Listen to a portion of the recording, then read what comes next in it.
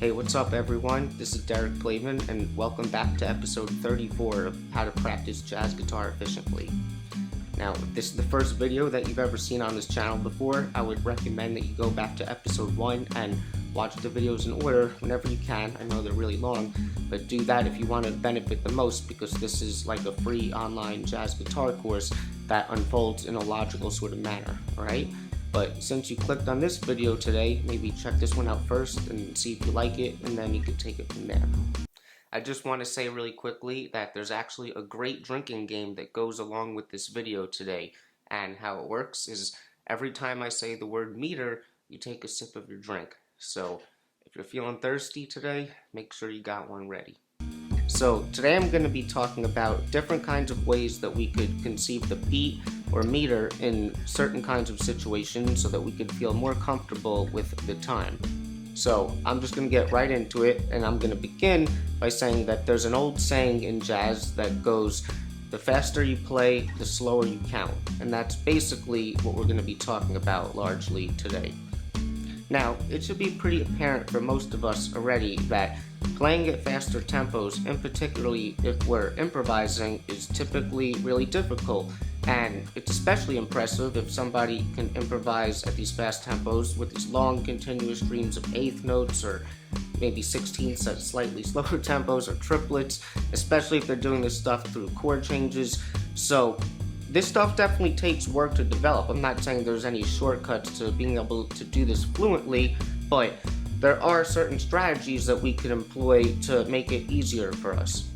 So the trick is really to change your perception of the time, where you're thinking of a more slower or different meter that relates to the original meter, but it makes you feel more comfortable in terms of keeping the time. So I'm going to break down how this works a little bit, and for now, let's just concern ourselves with 4/4 time. So let's say we start with a tempo range that is anywhere from a ballad, like the slowest ballad you may have, all the way up until somewhere within the range of, say, 160 beats per minute to 200 beats per minute.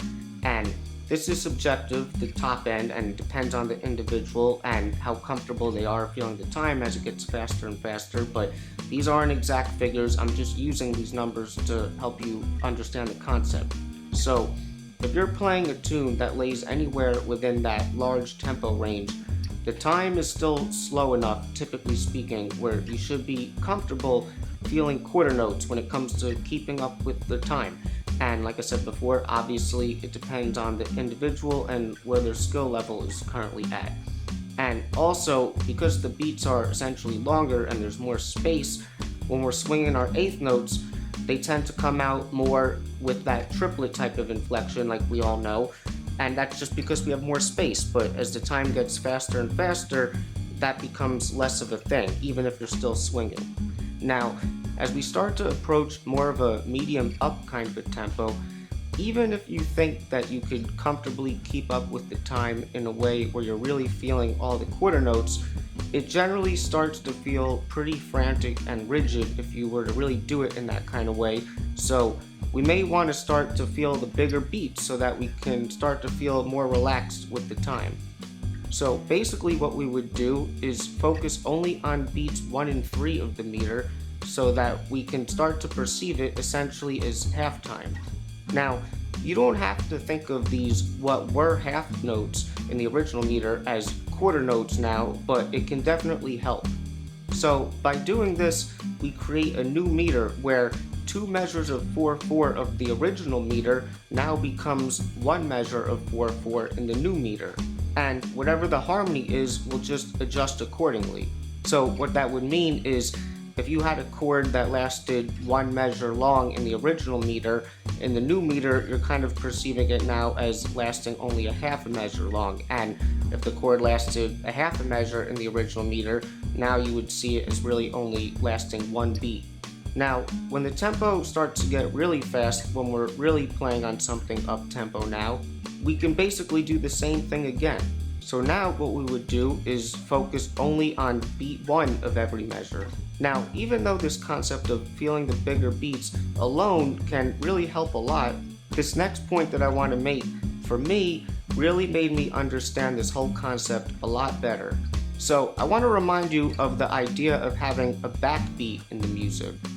If you saw my video on swing and syncopation, you know that I said that the swing feel originally emerged essentially out of this idea of feeling a backbeat as a different tone on 2 and 4, which is why we put the metronome on 2 and 4 when we practice oftentimes.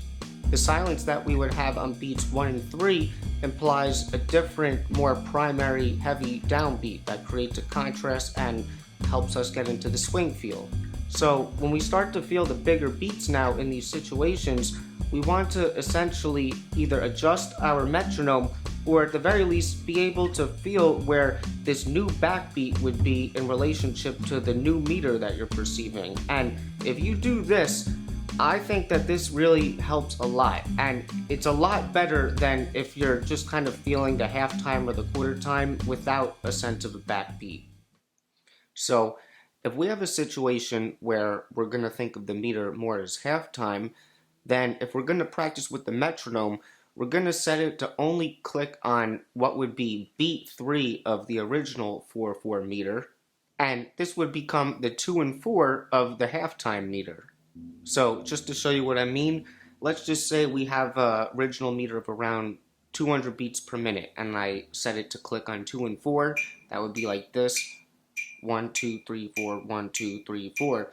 Basically, we want to half that, and then think of it as only clicking on beat 3. So we get something like 1, 2, 3, 4, 1, 2, 3, 4, 1, 2, 3, 4. Make sense? If we were going to take this a step further for really fast tunes, we would then take the metronome and set it to click on only beat 1 of the second measure, every other measure. This would mean that it would take 4 measures of the original 4/4 meter to complete only 1 measure of this new quarter note time. So to show you what I mean, let's say we have a tempo like 240 beats per minute. If we set it to click on beat 1 every other measure, that would mean that I'm setting the metronome to 30 beats per minute, and we would be counting it like this: 1, 2, 3, 4, 1, 2, 3, 4, 1, 2, 3, 4, 1, 2, 3, 4, 1, 2, 3, 4, 1, 2, 3, 4. Make sense? Now, I want to show you an example of this that I really love and demonstrates this concept perfectly. I'm going to show you a clip of the famous video of Louis Armstrong singing the tune Dinah in 1933. The original implied meter here is around 280 beats per minute, the quarter note, which is obviously really fast. I want you to notice how feeling the quarter note time allows Louis Armstrong to feel a lot more relaxed and comfortable at this tempo, and his phrasing is just incredible and really centers around this sort of bigger beat. Now, When I play this for you, I'm gonna clap the backbeat of the new meter along with it, just so you can really comprehend what I'm trying to show you here. And when I listen to this, it almost kind of feels like there's this pocket of time that you can almost visualize where it's like 1, 2, 3, 4, 1, 2, 3, 4, 1, 2, 3, 4. And I think that that really allows you to get into this certain type of phrasing. And I just want to say that I really do think that this clip is absolutely incredible. And I don't know who I'm talking to, but you don't want to shrug this off as something that you think sounds too old or corny. It isn't. If you can't get down with something like this, you're doing yourself a huge disservice to your progress as a jazz musician, and quite frankly, I don't really think you get what it's about then. But I digress. But just check this out. Okay, so the snap in the back is anyone finer in the state of Carolina? If there is, then you know, show to me, Dinah. The Dixon blazing, we love the city gazing to the eyes of Dinah me. Baby, every night, one eye, shake with fat palm, cause my dynamite, change your mind, Baba did this, don't you want to do China, baby? I'll have a new line, oh, baby. Oh, Dinah, Dinah, oh, Dinah, oh, baby, Dinah me. Dinah, Dinah, oh, baby, every night, well, oh, that's me. That's my dynamite. So that you want to do that, baby. I'd have a little line, yeah.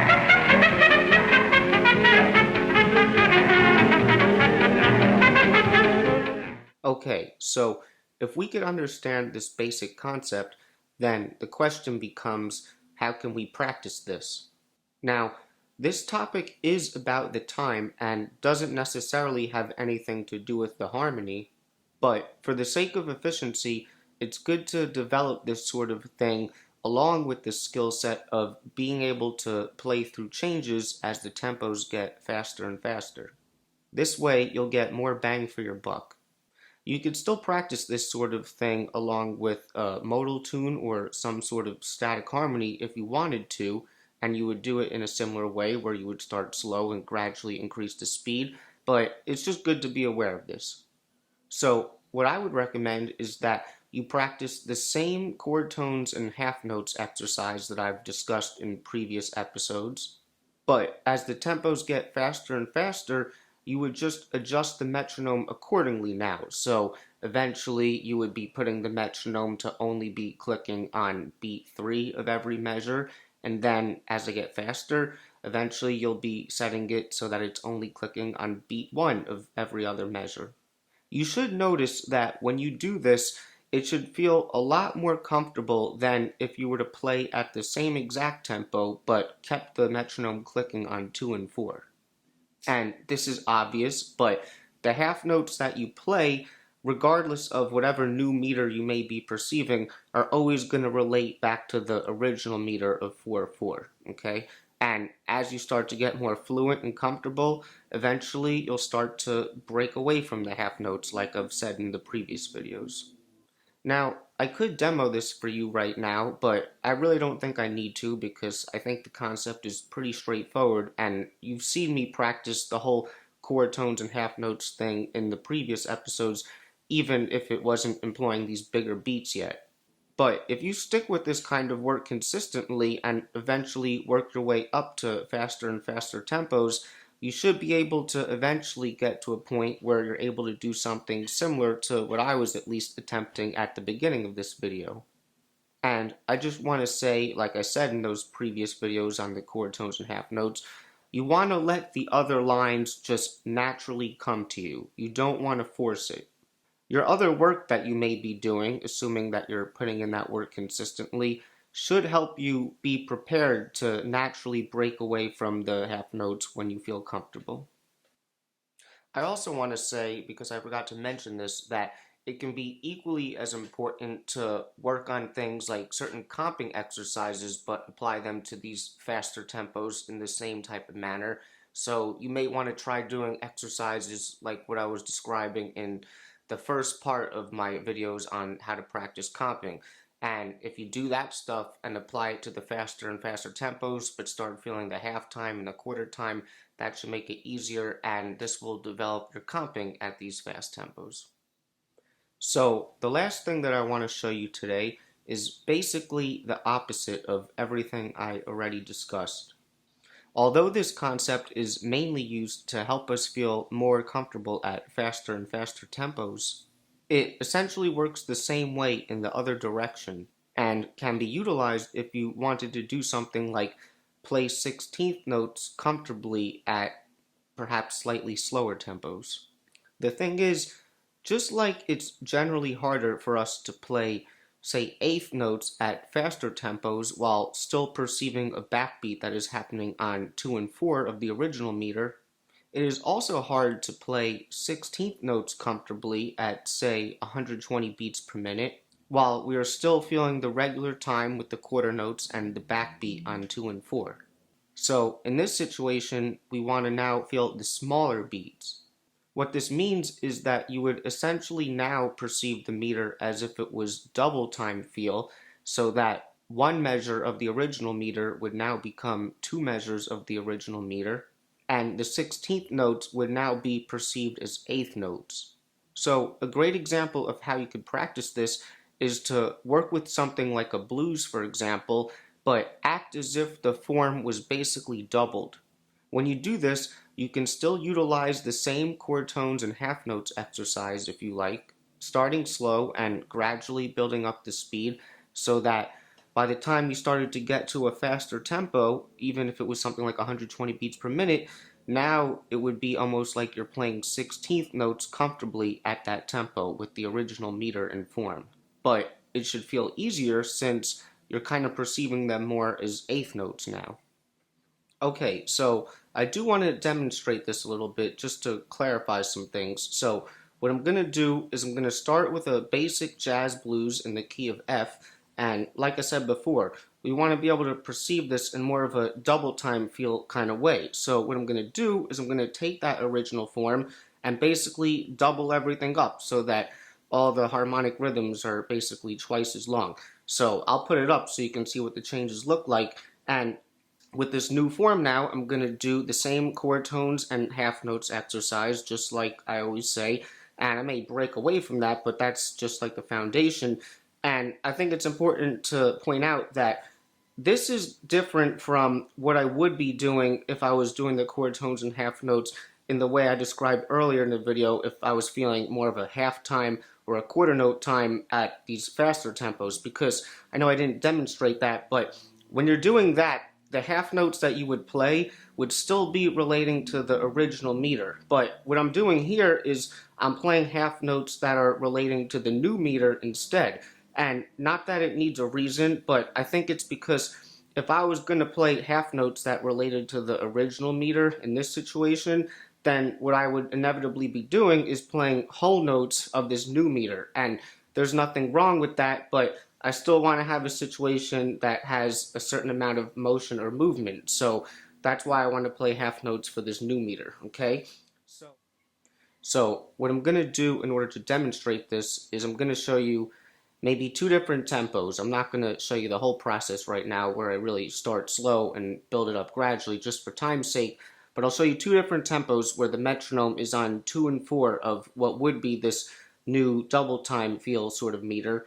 And then after that, I'll put the metronome on something that would be implying more of what the original meter would be, and then I'll try to play as best as I can some 16th note phrases over that so you can kind of see how it compares, alright?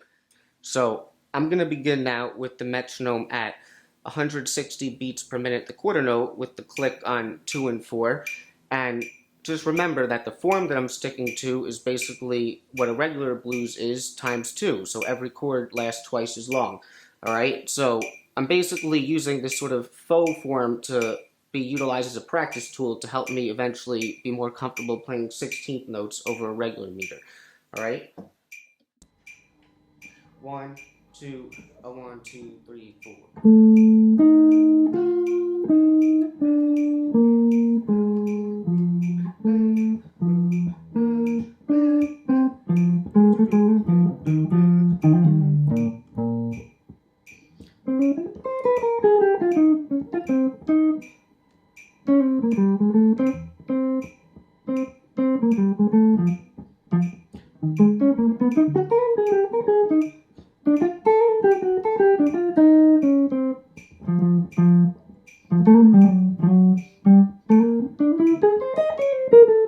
Right?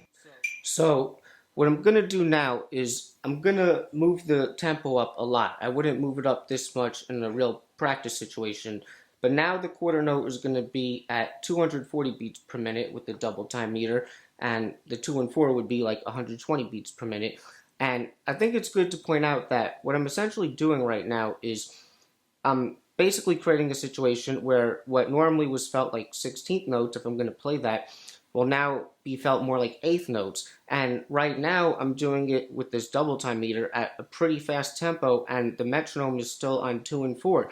And if you think about it, this is basically what I said you wanted to avoid earlier in the video when you actually are playing at those fast tempos and you want to play 8th notes or something. That's why we feel it is half time or quarter note time. So maybe because this is the reverse situation, it kind of works to do it like this as a practice tool, but I'm not sure if it really matters, but it's definitely something interesting to be aware of how this all works, alright? So, I'll give this a shot. 1, 2, 1, 2, 3, 4.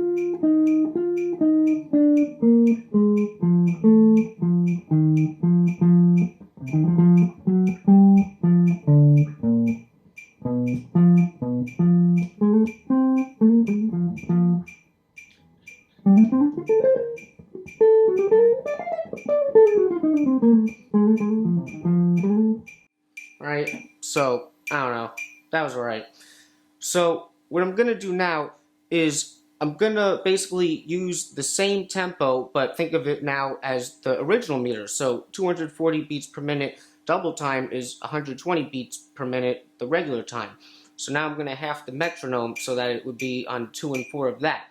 And one thing that I'm going to do right now that is an interesting thing that you can do sometimes if you're kind of using these meters to help you play your double time lines is you can switch your feels. So maybe in the last 4 bars, I'll try to switch my feel to thinking of it more as the regular swing feel at 120 beats per minute, and you'll definitely notice a difference in the change of feel and everything. So we'll just see how this goes.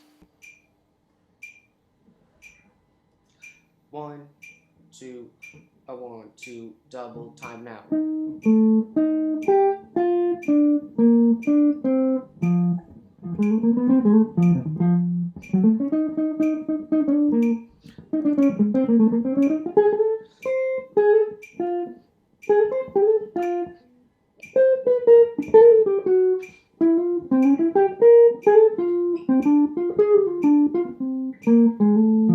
Right?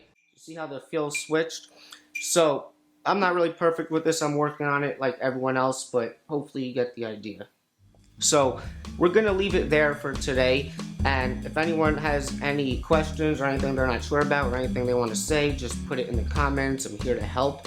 And in the next episode, hope you're ready for the next episode. Hey, I'm going to still be talking about some things having to do with our time and how we can work on it, but it is starting to wrap up, so we will get to talk about other things soon as well, so I hope you're excited.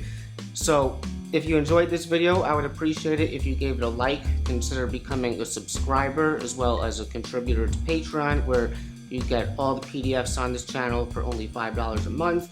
And if you think anyone else would enjoy this content, please share it with them as well. And I'll see you guys in episode 35. Swinging and playing the blues. That's what we about. I try to help you.